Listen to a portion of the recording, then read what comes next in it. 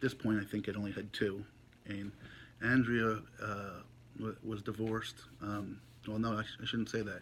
I believe like 17 years later, her and her husband still haven't got divorced yet, but they raised their kids in a great way. And anyway, so I invited her and the kids up to the lake to come by. And I knew her, but I hadn't really known her in a way that was so, um, where I got to see firsthand and things like that. She was such an amazing mom, the way she handled her children. Not that she handled, just she just was so natural. Wanting to be a parent, I had so much respect for her. The way that she treated her children, the way that she cared about them, the way that she loved them, the way that she engaged with them. That's another thing. So many times, just take a lake for example. The parents let the kids go off and do their thing. Um, she was involved with them. She was. I remember there was a platform out in the middle of the lake where kids would jump. She'd swim out there with them and jump off, and so much respect that day for her, and it really solidified, my friendship for her. Um, anyway, that was one of the memories. I digress. So let's fast forward to going to see Andrea today, like last night. She about a year or so ago, year and a half or so ago, she reached out to me and was having some health issues. She's I won't give her age away. She might get mad about that, but she's not an old woman by any means, and she's battling cancer and testing and things like that. And one of the hardest things for somebody like me, who tends to be a nurturer and a carer, is you want to, you want to ask and inquire. You want to be there when you can, or at least offer to be there. Uh, and, uh, and sometimes you can't. So I really wasn't caught up on details.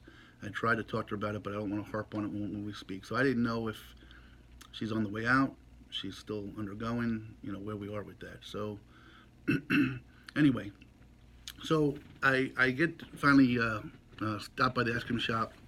Time's right for me to go meet Andrea, and she's there with her sister Ann. Now, Sister Ann I've met before several times, and one of the things, along with praying for Andrea's cancer to be in remission when she gets tested in August, and I want to pray and ask you all right this moment to just pray for everybody that's undergoing that.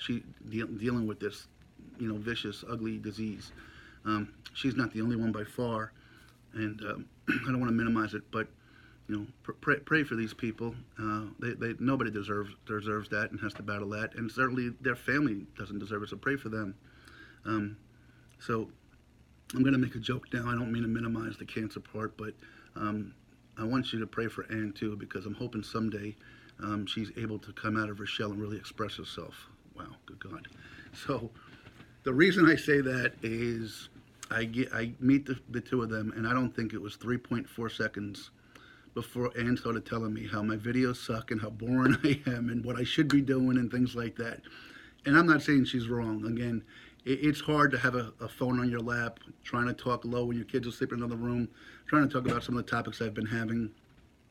But I'm doing the best I can. I'm learning, and I hope I get better as I go along. But yeah, Ann made it very clear to me that I need to step my game up, and she wants me to just live stream all the things I'm going to do. And I kind of explained to her that's not the concept. Hopefully you guys will live through me and my retelling of the stories, my retelling of the videos, and then buy the book kind of thing. So it was a little bit about that. But once we got past my panning, one of the nice things was it was like we just saw each other yesterday. The three of us started talking, laughing. When people that know me know that I can be really animated and pretty hyped up, and having come out of this little dark hole for a couple of days to having had this vision on the way up there, needless to say, I was pretty stoked and excited. And in fact, one time in my past, I had a business idea which I'm going to revisit when I'm done with this journey, and it will work. It's a no-brainer.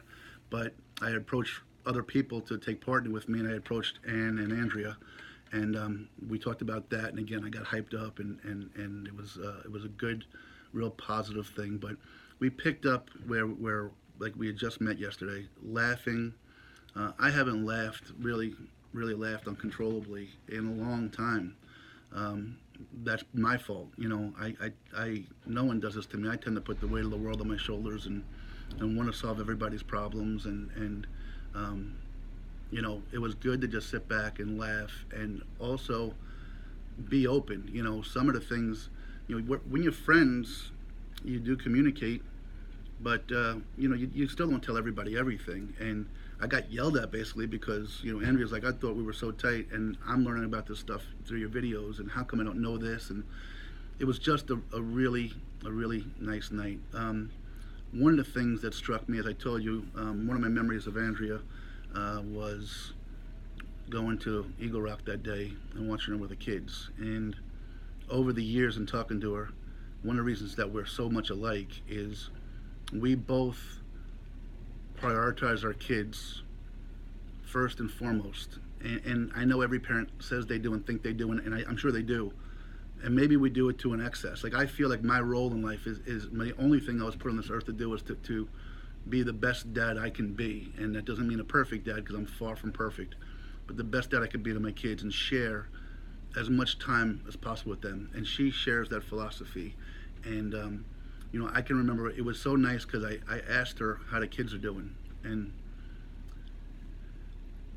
so her older son, I hope I'm not speaking out of school or anything like that, has had I don't want to say, maybe a learning disability. I guess that's fair to say. And Andrea had challenges with it between the school districts and the classes and bullies, and she's so passionate about the kids, it would bother her. Well, guess what? Her son has graduated high school and is going to enroll in Colgate in August. And when I asked her about the kids, to see her face was just so happy for her. Amazing. And her daughter also has a couple years left of school, playing softball, doing great. But much like I hope I come across when people ask me about my kids, to see her face just light up made me just so happy. So it was a great day, and the friendships were there. So I think there's other things to be learned about friendships. Friendships in a relationship is something that is so important, and I'm no relationship expert, but I can tell you from some of my own failures and some of my own positives. What I realized during this day or two, day into night into morning event, and you hear our trucks in the background, I apologize, I'm yakking away, is when you're in a relationship, treat your spouse as your friend. One of the things that I realize in hindsight, and pointing a thumb at myself and looking at myself, as I said, I was involved in this relationship that was very, very difficult.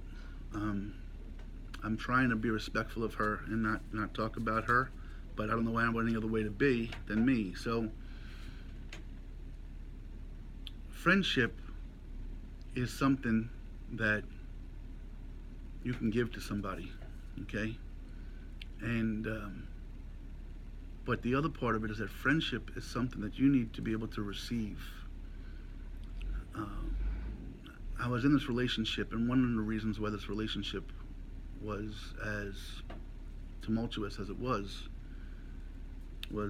we did not know to seem how to treat each other as friends. I think one of the hardest things for me was I tried in my mind to be a friend and to be there. And what I found was that if somebody doesn't want to receive your friendship, if they want to treat you different than they treat other people, for me, that's deflating. It's hurtful. And to my discredit, even recently, I got lost, okay? After several years of trying, I think this person was finally seeing the light and making the effort. Now, whether I would have followed through, I don't know, but they were making the effort. And what I forgot and where I got lost is I didn't appreciate the friendship. I would never have railroaded a friend like I did her. I was in so much pain from trying to give friendship, from trying to give love for so long, and kind of getting uh, rebuffed a little bit, or again, up and down. And in the most recent events that just go back a few weeks ago, I'm embarrassed by my behavior, and I see it now. Um, she didn't need anything but a friend in that moment, and I was so busy worrying about my own pain and right fighting and things like that, I stopped being her friend, and I behaved egregiously. I behaved terribly. I'm ashamed and embarrassed by my behavior. So I'm asking you people out there, I'm asking you folks, I know there's a lot of you listening that are friends to your spouses and your significant other, and you're like, well, what's he talking about? Of course we're friends. I'm telling you, there's a lot of people out there that are in relationships where they're not friends, where they look to attack, they look to point fingers. It's broken. They themselves are broken, just like I'm broken, and the fact that I'm broken is why I didn't have the ability to be this person's friend. And I let them down, and I let myself down. At the same time, as I said, for years I tried to be that friend, but my friendship wasn't received. And I'm also asking you folks out there that are in relationships to look at your spouse that you want to be, look at your partner that you want to be everything to you, and ask yourself, are you allowing them to be your friend? Because if they're trying and you're not allowing them, you're just sabotaging a relationship. So friendship is an amazing, amazing thing. Like I said, you can't choose your friend. Forgive me, you can't choose your family. Family's amazing. It's the number one priority in my life. But you know what? I value my friendships, and I don't have a lot of them, but I value those people, and I plan on kind of talking a little bit more about them individually, or maybe a couple at a time as I go forward. I'm really rambling a little bit today, but again, I don't care. I think what I'm saying hopefully resonates with somebody. To you folks out there that aren't broken, that value your spouse and your significant others as friends, bravo, I applaud you, and that's why you're in a healthy relationship. But to those folks out there that find yourselves not quite getting along all the time, not quite happy, ask yourself that. Are you being a friend to that person? And more importantly, are you allowing them to be a friend to you? Because they can only try so much before, they shut down. So that's that. If you're still with me on this, I have some other kind of exciting news. July 5th is a Thursday, I believe. Here in Pennsylvania, there's a news program called Good Day PA. I believe it goes on at 12:30. It's a live show. They've agreed to have me on. It might only be 2 or 3 minutes. I don't know what it's going to entail, but they're going to have me on. I'll put that on my Facebook page as well so you can see what's going on out there. Again, guys, everything I do in life is for my children. Maybe not now, but I hope that they can archive this, and I hope if they have their own relationship troubles, that they can learn from their dad. I hope that you people out there, if any of you see yourself in what I'm saying, that's what I'm doing this for. I love you all.